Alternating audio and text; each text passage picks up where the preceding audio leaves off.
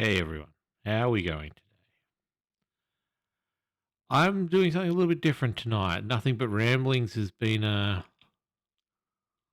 good little journey that I've had so far. So we've been doing the fishing, we've been doing the golfing. I think the content is really good, and what I'm saying is really good. I think personally, I'm a little bit scared about just talking to a camera.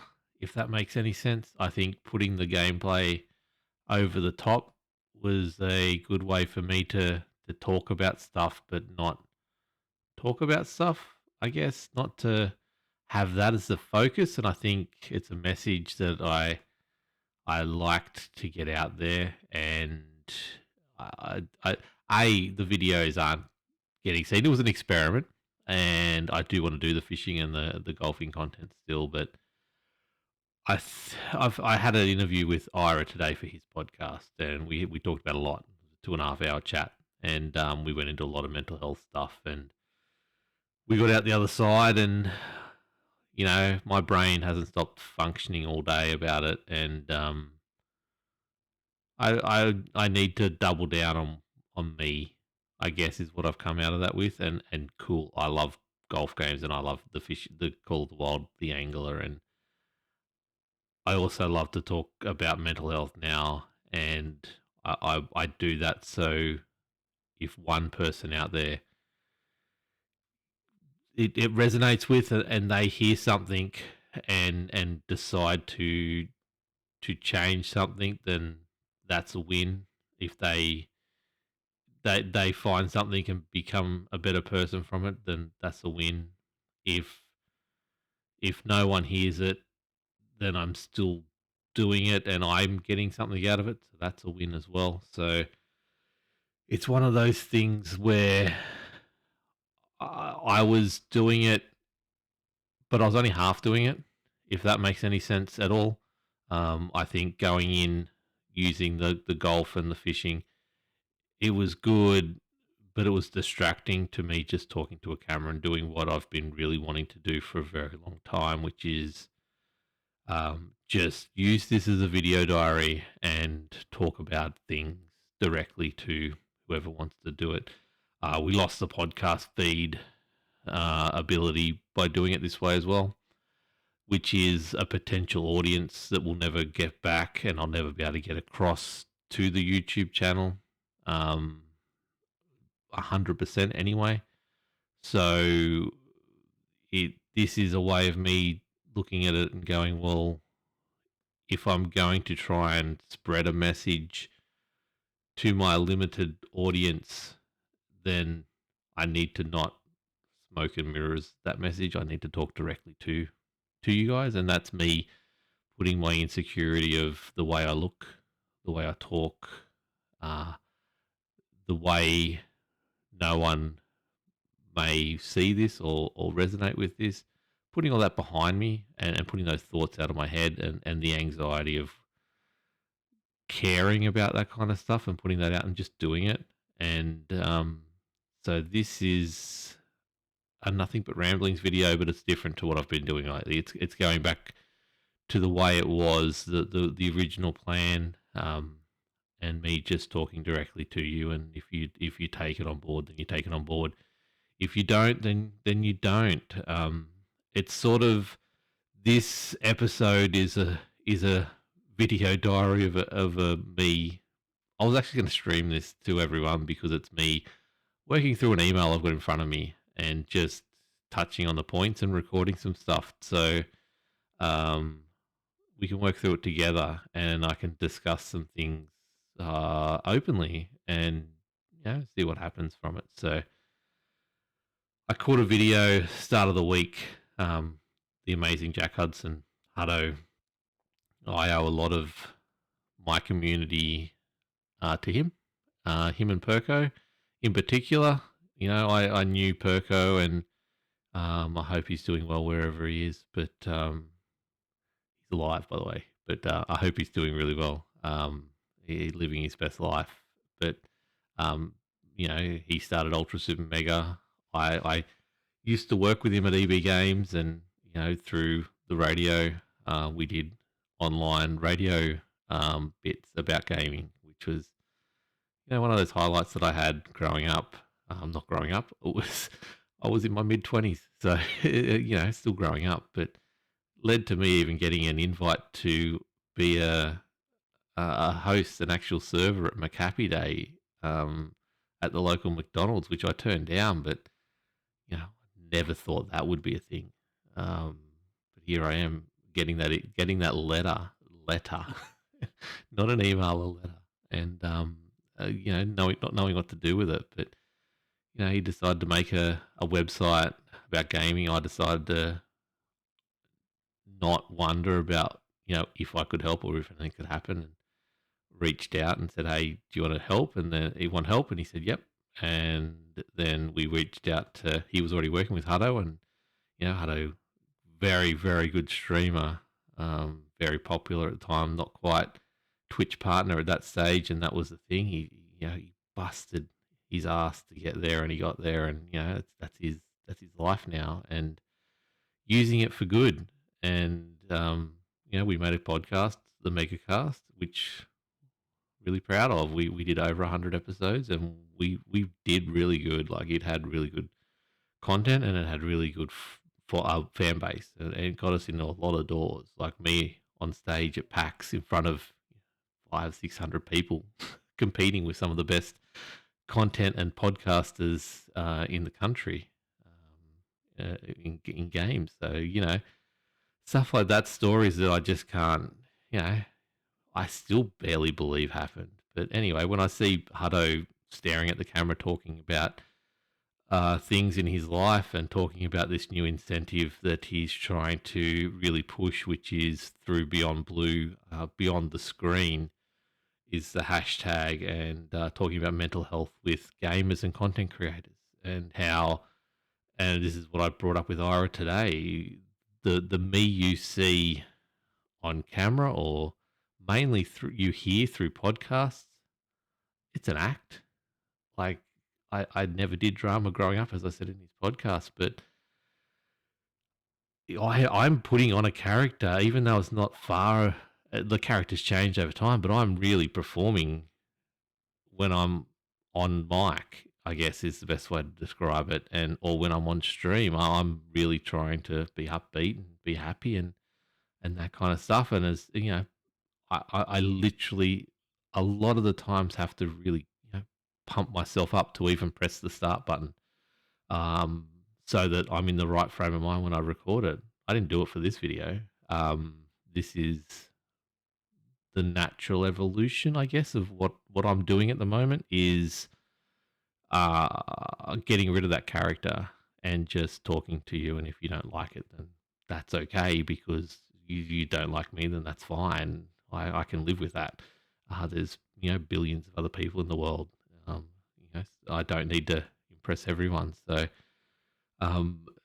talking about the fact that a lot of content creators are putting one side of the thing out there onto the internet, but as soon as they turn it off, and they're not working on something, or they're not really on the screen, things aren't always the best, and more often than not, they're just not the best. Everyone's got things happening in their life, and everything. Everyone's got problems that they're dealing with, cost of living, all that kind of stuff at the moment. Even the one hope is people listen to this and they relate to it, and that gives them, as a listener, a moment of not having to worry about what's going on in their lives, and things like that, and gives them a little bit of enjoyment. That's why I do this, and that's why I got into it in the first place, is trying to communicate to more than just myself about the things I have to say, because I've got a lot of things to say about things. And if they resonate with you and they help you out, then that's great. But I saw this, and it's really hard for me to email anyone or message anyone, because imposter syndrome is a matter of, why the hell would they care what I think, or why the hell would they want my help in this situation? There's so many talented people out there. I'm not one of them. Why would they want me? So to it was Hutto. So that lessened that barrier of entry for me to actually reach out. And I decided to reach out. And I'm now sitting here in front of an email, which I've had for 3 days now. And coming up with those excuses of why I shouldn't do it, or why I don't have time, or why I don't know what I'm doing, and all that kind of stuff. And, just sitting here and going, well, what if I just press record? What if I just lose the character and lose all that and just talk, see what happens? Don't worry about the golf, don't worry about the fishing, just talk. And um like everything about this campaign looks amazing. My biggest trepidation with it all is it's between the 1st and the 31st of August, which is yesterday, and the end of the month. I don't have anything planned. I barely have a schedule at the moment. So um, the normal go-to is let's do an enduro. Let's race for 4 hours or 6 hours or 10 hours, and let's raise money that way. It's not all about raising money. There will be that component to it, but it's raising awareness with our community, and we have a community which I'm hoping is growing or getting more active again as I do more content. But it's going to be a very rushed process. But if I don't do it now, I'll have that excuse of next time I won't do it again because I didn't do it last time. So we're just going to dive into it, I believe, and I'm going to go through the questions with you all, and we're going to work through them together. So it's asking us to choose one or two of the answers, or more if you want, questions, and then answer them on video. So I'll edit that sort of stuff out and send it off to Hutto and see what he thinks and see what they can use it for. But if you want to work with me, and I'm serious here, if you want to work with me on something in the next 27 days, 28 days, this is your opportunity. I want to work with you, and I want to do an event. I want to do something. I don't know what it is. We're talking about bringing back Man Cave for one night special and do a live version of it. If Braden starts racing again, I think we could do a one night live iRacing podcast. I think that's really on the cards. We could do a live recap of the Shipbox Rally, and do it live, which can get people in. Because the thing is, we talk about things, we put on a podcast, we chuck it out there, and it's sort of lost to the ether. People love the content, but if we do it live, we can really get into it, get that character back on that I was talking about before, and really push the message a lot better. And there's lots of other options out there. I've thought about doing a 3-hour enduro solo on the Saturday night, one night. My birthday falls in this period as well, so there's an option there. We could just do a community night where we just play games or something like that. But I don't know. There's so many options out there. I'm very much open, and I really do want to hear from you on what we can do together to A, spread this message of Beyond the Screen, and B, raise some money for Beyond Blue, which you all know if you've caught any of my content in the past, or if you haven't, go back and check it out. I've dealt with a lot. I've got some mental illness problems, and I've gone through them pretty badly over the last 5-6 years minimum. And I feel like I'm getting to the other side. I feel like I've turned a corner. I feel like I'm managing it a lot better than I used to. And I think that's coming across in a lot of the content that I'm doing at the moment. But let's go through the first question. What strategies or practices have you found most helpful for maintaining your mental well-being? So the strategies that I really do use now is I try to educate myself a lot. I think a lot of my life has been about trying to understand things. I recorded a podcast on this that never got out. Understanding what's going on.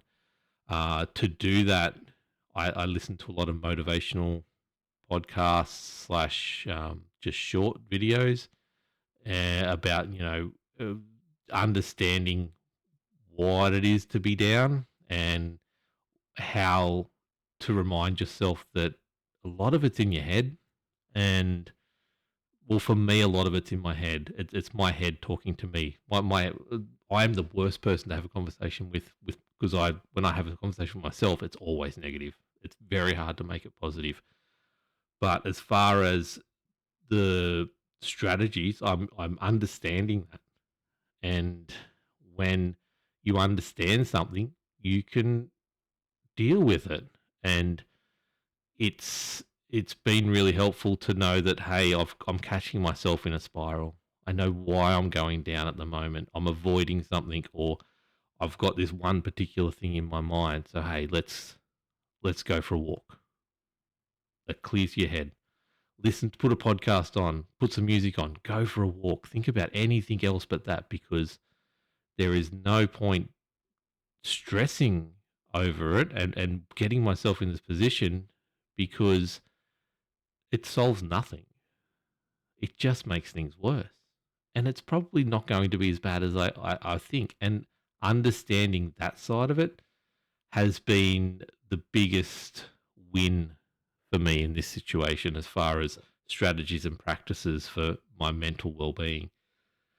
Just listening to smarter people than me talk about it, and being open to understand what they're saying, I guess, and take it on board, has been my best practice. And then actually physically doing physical activities like walking, going to the gym, things like that, to actually clear my mind and not focus on the bad things that are happening in my life at that time. Question number 2, what role do supportive relationships play in your mental health journey? The most important role. Having someone to reliably talk to about what's going on, and actually talking to them, because you can have great relationships with people and never say a real thing to them in that whole time. Like you can share memories, you can do all that kind of stuff, but if you don't tell them, hey, I'm going through some stuff right now, then you're really doing a disservice to that relationship. So being able to, I love it in Stephen Senek, I think it is, quote is, I want someone who can get in the mud with me, and I want someone who can give me 8 minutes. 8 minutes is all you need. 8 minutes to talk to someone and really talk to them can change your world. And me, I've been guilty in the past of talking to people and fluffing things up and not getting to the real thing of what's going on. But then I've turned around and talked to some people and really just opened up.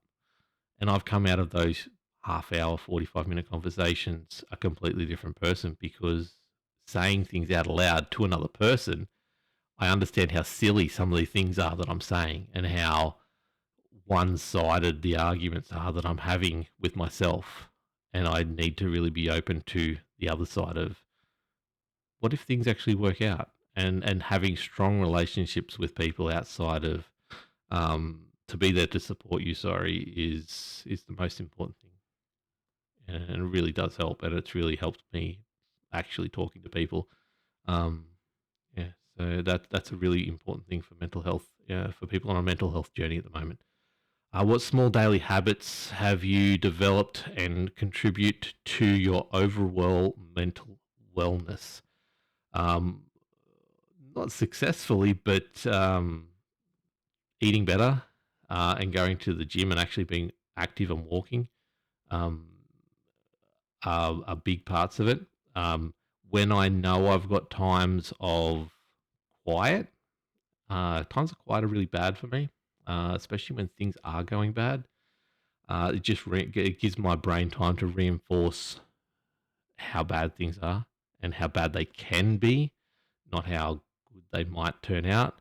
So I know that if I'm in that situation, I've got my earbuds with me and I just put on some Eddie Pinero, or I put on some Kind of Funny, or I put on some music, and have something going in my head to focus on rather than the problems at hand.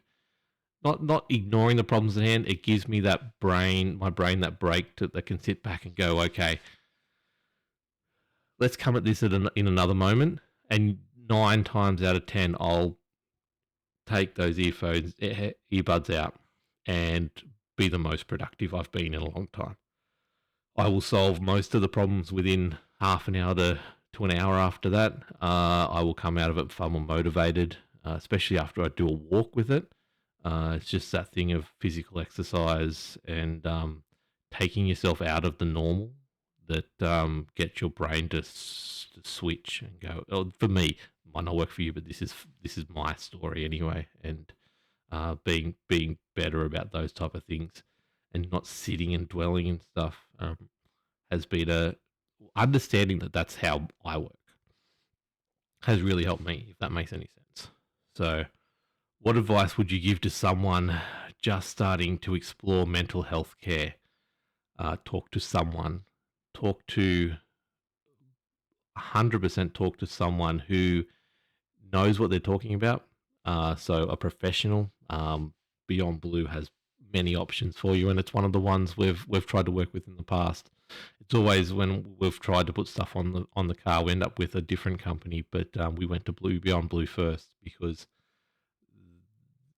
look, they are the leader in this as far as I'm concerned, as far as awareness goes, anyway, and they've been doing it the longest. So um, I talked to a psychiatrist when my father got diagnosed with cancer. That 3 month period of where he went from being my father, a cancer survivor, someone who was battling, but he was old, but he was doing really well, and he got through and he bounced off it. Going from that, and I still remember the phone call of no, it's not going to be okay, to the 3 months, or not even 3 months later, that we were saying farewell to him. I went to a psychiatrist during that period, and I was on antidepressants at that time. But for other things, funny enough, I actually handled all that okay. It was a lot of other things that were getting me down, and I just couldn't cope with it. And just being able to talk to someone, and my wife thinks that he did nothing, which he probably didn't. I honestly sat there for an hour telling him stories about the week or the fortnight that I'd had, and he just sat there with his jaw to the ground most of the times about some of the things I was trying to deal with in a single day. And he tried to teach me a few lessons, especially about avoiding things, because that's what I was really doing at the time. And I was really good at that, excuses and avoiding. So we work through some things with that, but talking to a professional and having someone outside of your normal sphere to be able to talk to about things is a little bit easier, and it gives you that little bit of insight from someone who's not there with a slightly biased opinion. Um, so I think that's probably the key part of it. Definitely reach out and talk to someone. It's with my work. We've got the employee protection agency, I think EPA. So I encourage people all the time to go down that free service, no matter what's going on in their life. And we've got some pretty stressed out and pretty, you know, people who are dealing with some stuff at the moment. And I think that's always my first point of call is I can't give you the answers, but there are people out there that can talk through and help you find the answers yourself. So please do that. How do you celebrate your progress and achievements in your mental health journey? This is something I was never good at. Um, the fact that just getting out of bed some mornings is a success, and I try and remind myself of that a lot. So um, I mentally remind myself at the end of the day, we actually got through a lot today. We solved a lot of problems today.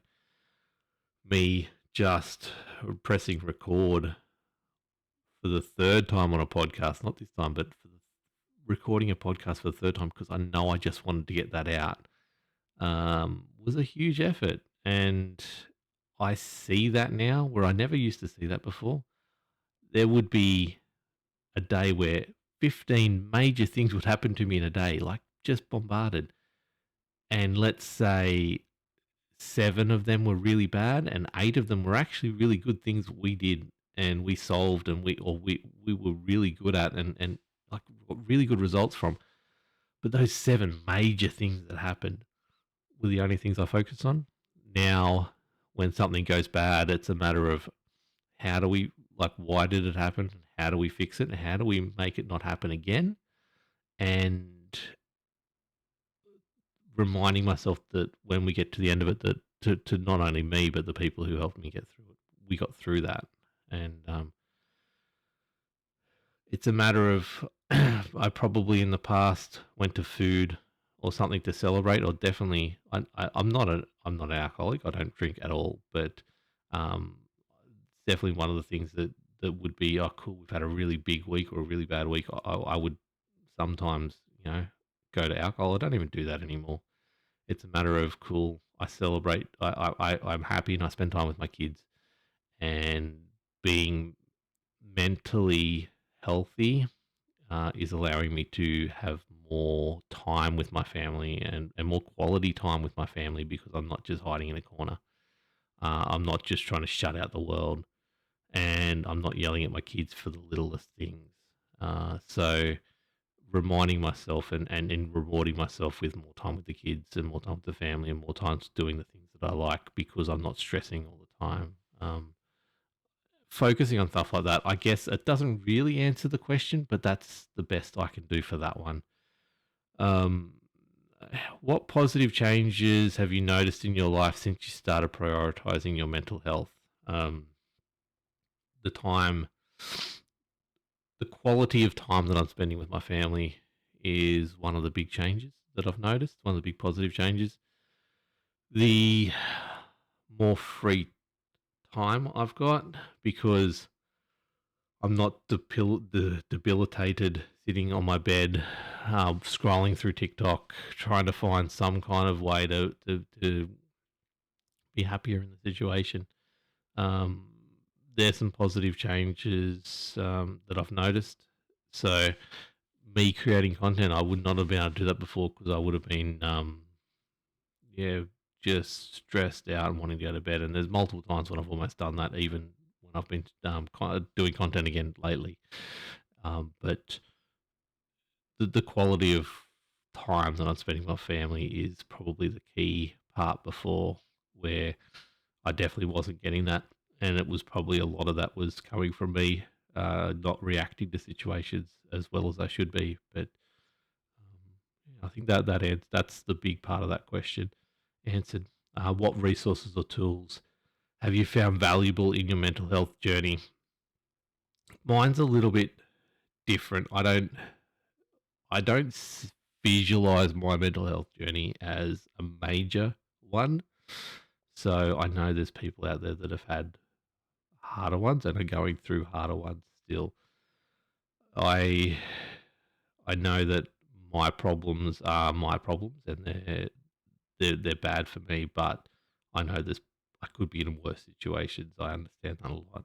Um, the tools are that those mental health, or not mental health, but the motivational and the positive reinforcement. Not even that. The content around that I've consumed. So instead of just watching whatever, I'm purposely going to that stuff, and that's what I feed that, get that understanding of all the great quotes you can throw out there, that when something does go wrong, that this I get a quote in the back of my mind that I've heard in a podcast or in a video that perfectly sums up the situation of why I need to just pick myself back up and keep going again, and or how to actually beat the problem that's in front of me. I said it on the podcast today with Ira that um, we can't we can't jump mountains. There's no chance, but we can step on each rock as we slowly get over that mountain. And it's looking at the problem of, oh my god, this is the worst thing ever, and we're never going to get through this. To, okay, what's the first step we can take? What's the first little thing we can do to change to fix this? And then what's the second? And then building that momentum. Um, it's these kind of understandings of techniques to deal with problems when they arise. And I think that's our real big thing at the moment is I have a lot of issues come up through my work, like just like anyone, but we always had this thing of I've got a plan, I've got a plan, I've got a plan forever and a day. We had a plan at work. Now our motto is we know how to adapt.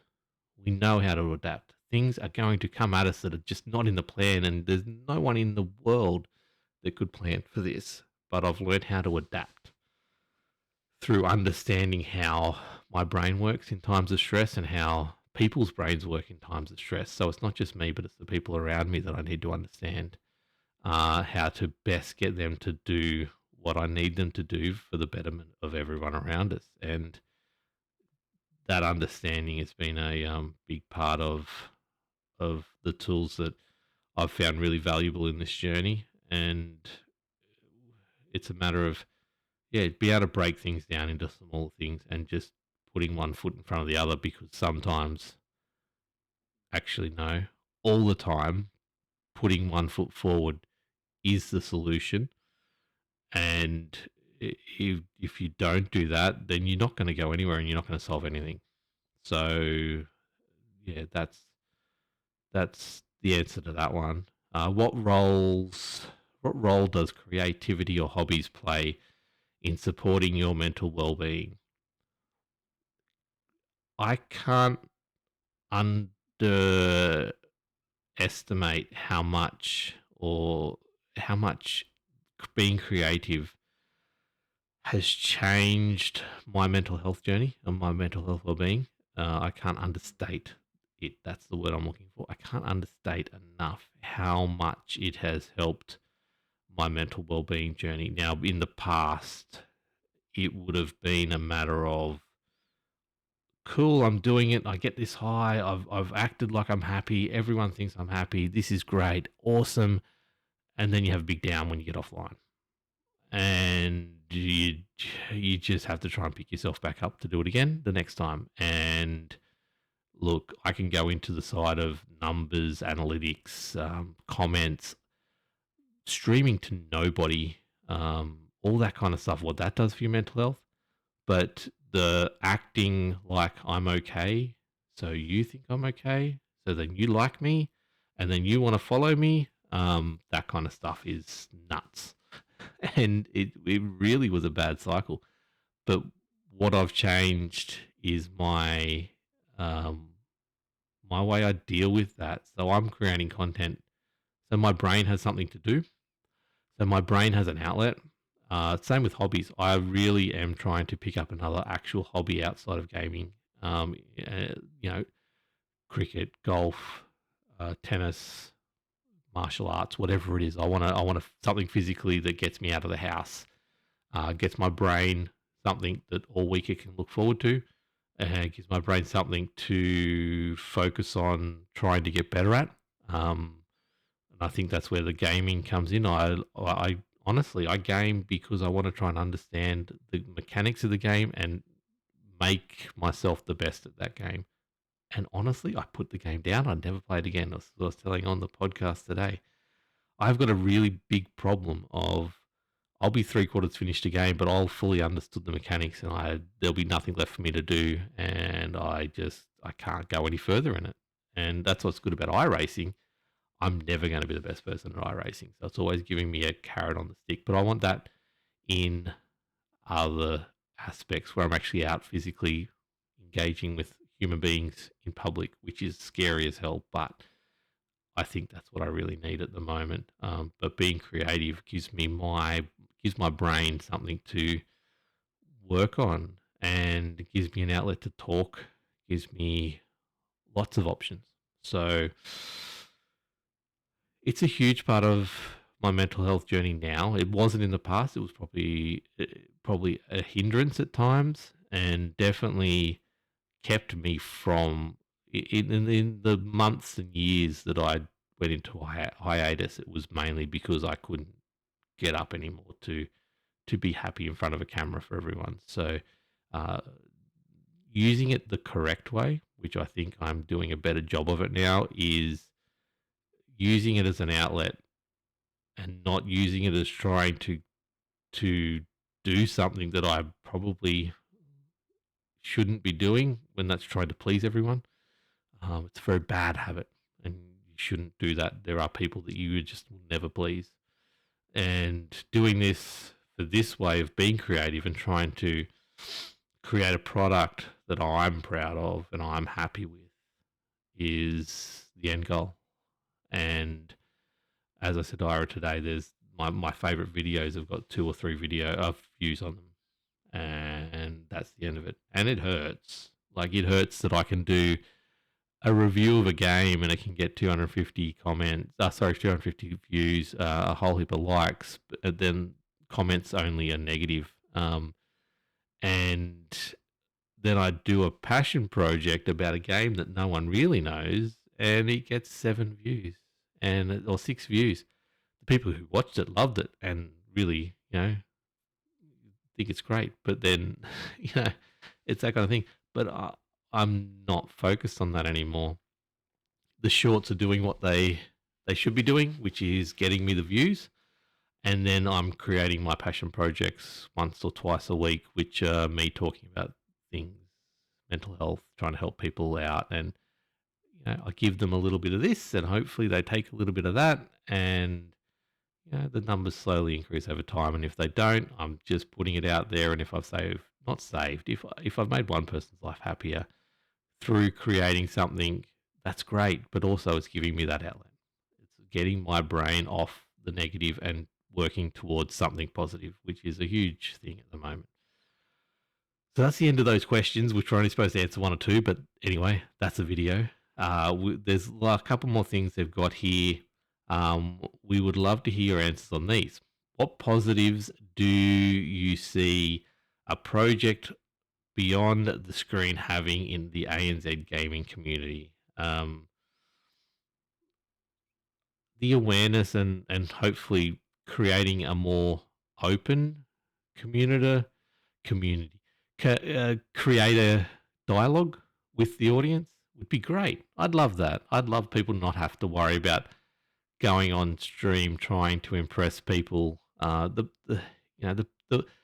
way I've always seen streaming is busking at the local grocery store trying to get coins to survive. Like, you are putting on a performance and hoping that someone might be happy enough to do it, or you might get taken to the big stage and make money that way.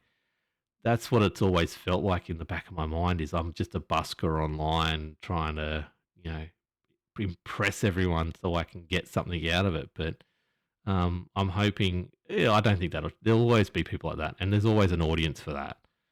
But the main thing I want to see is I hate hearing stories about people taking their life in the gaming community.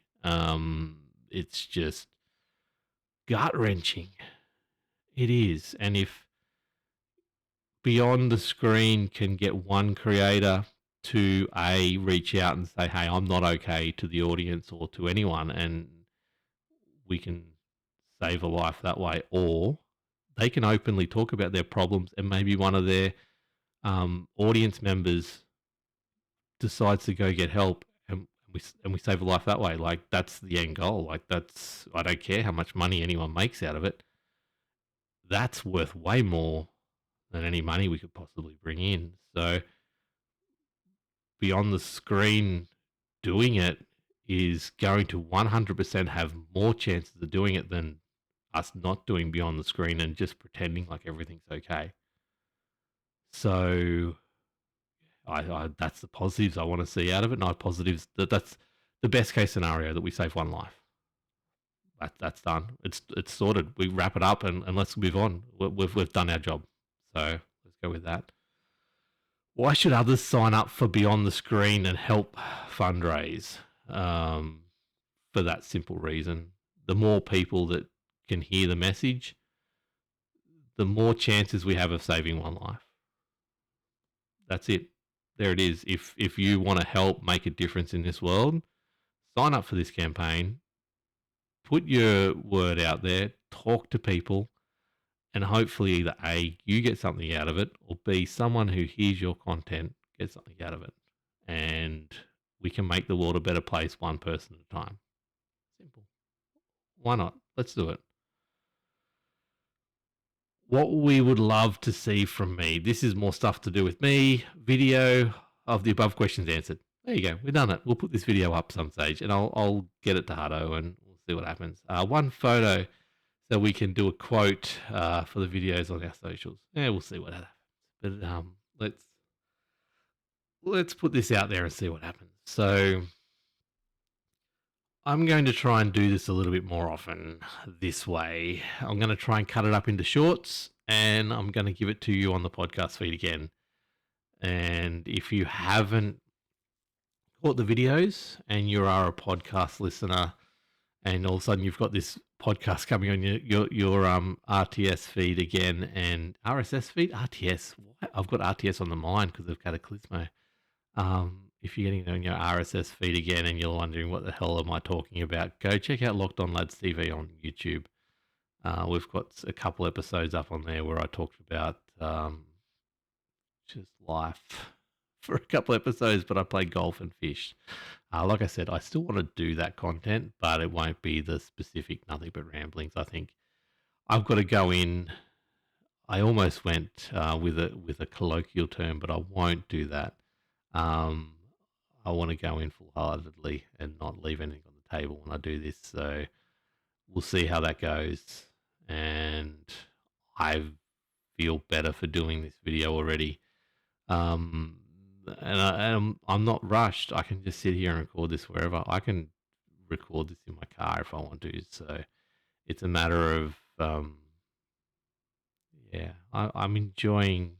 I enjoyed this, and it's not something that I'd normally do, and it's not the way. Like I've been far more specific about what I'm saying here, and I think I've been more open about what I'm saying here, and I hope that comes across, and I hope you enjoy. But let me know what you think, please. The website's no longer active. No one's told me that it's not, but it's not. So lockedonlads.com is not paying for it anymore. So I can't afford to pay for anything right now. So it's no longer active. So you can't. You might not be able to even email us or contact us. Actually, I know I'm still getting emails on that, but what really would help me right now is commenting on the video, commenting on the podcast, because I think you can do that on Spotify now on some accounts. But the main thing is if you're on YouTube, or not on YouTube yet, please go over and give us a sub. Give us a comment on this video. Find this video, give us a comment on it. I will link the video into the podcast description if that's the way you caught it. If you're on the YouTube feed, leave a comment. If you're on Facebook, hit us up with a message. I will try to get back to every message whenever I can. I will most likely get onto it straight away because not many people actually do reach out, but I would love as many people as I can to reach out, especially if you want to work with people on beyond the screen. I will get you in touch with Hutto and we can work on something. I will promote this as best I can because I think this needs to be said. But thank you for listening to me for a good 45 minutes. I hope you have a really good night, a really good day, whichever it is, and I will bring you more content soon.